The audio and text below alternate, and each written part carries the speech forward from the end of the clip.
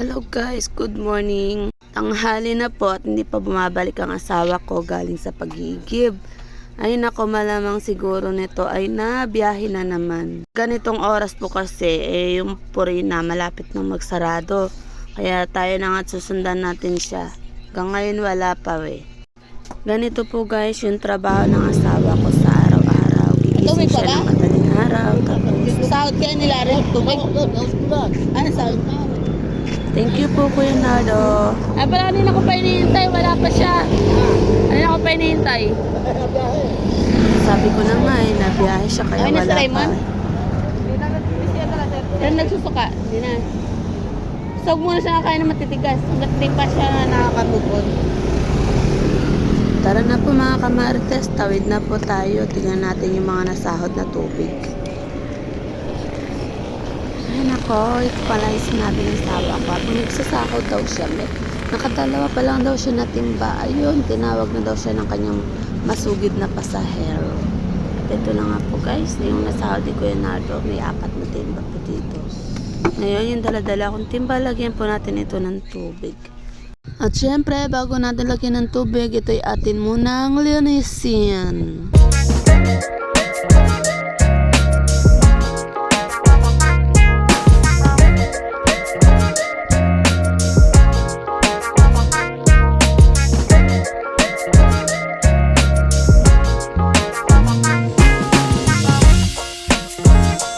Na nga po guys, at napuno na yung timba at atin ngayong iayos doon sa may gawing labas upang mas malapit-lapit na pagbubuhatan na lang. At ito guys, naisip ko hiramin ko yung tulak-tulak ng hipag ko din at nang hindi masyadong mabigat sa pagbubuhat. Ay nako, grabe, ang hirap.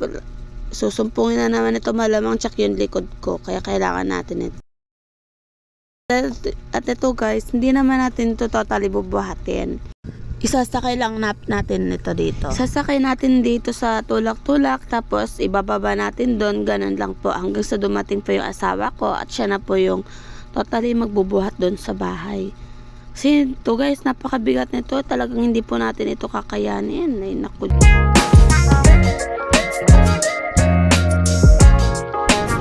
God, wala ng tubig. Hindi na lang ang tubig. Mas malakas pa yata ni Rhea ang ihi ko kailan pa kaya ito mapupuno?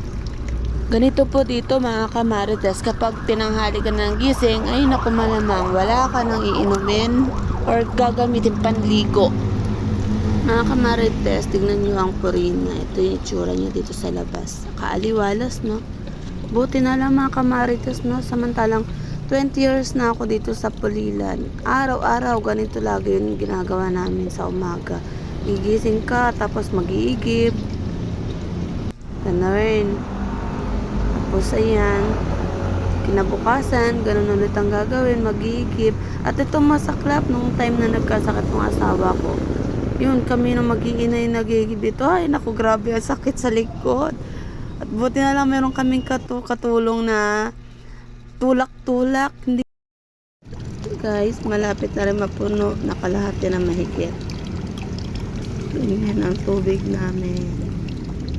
Pag ganitong tanghali na guys, mahina na talaga ang tulo. Dapat yan patay na, pero sinasaid pa natin yung laman. At ere na guys, naitawid na po natin dito sa kabila yung mga tubig.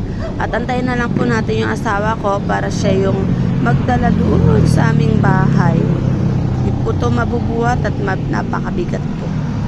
Guys, hindi ko na po nga pala naintay na mapuno yung 2 timba. At nako, abutin pa po ako dito ng siyam-siyam. Kaya na po dyan guys, sa labas doon po ako galing, kasulok na yun.